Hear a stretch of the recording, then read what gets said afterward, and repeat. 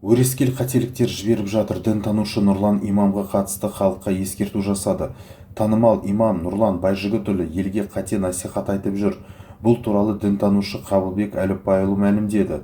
Дінтанушы Қабылбек Әліпбайұлы әлеуметтік желіде танымал имам Нұрлан Байжігітұлы елге қате насихат айтып жүргенін мәлімдеді. Желіде тікелей эфирге қосылған едім. Бұл тақырыпты көтеру ойымда болған жоқ. Бірақ кешелі бері менен Нұрлан имам туралы көп сұрап кетті, дейді дінтанушы Қабылбек Әліпбайұлы.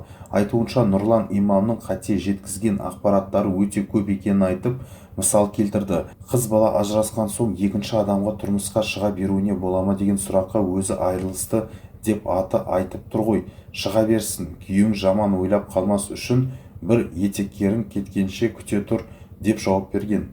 Шариғат бойынша олай емес, бір талақ бергеннен кейінгі уақыт қайтарып алу кезегінде деп есептеледі. Күйеуі 3 айға дейін қайтарып ала алады, бірақ бір талақ түскен болып есептеледі. Болашақта да ашуға беріліп қалып, тағы да талақ айтса, ол кезде де процесс осылай жүреді.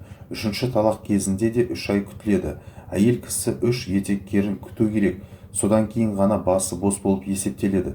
Егер келіншектің аяғы ауыр болса, бала босанғанға дейін оған ешкім сөз айта алмайды, ешкімге тұрмысқа шыға алмайды. Шариғат бойынша осы сынды дүниелер бар. Ол әркім айта беретін мәселе емес. Ол біреудің тағдыры. Оны өте жеңіл етіп және оны өте қатты айтқан жерлерін айтып отырмын.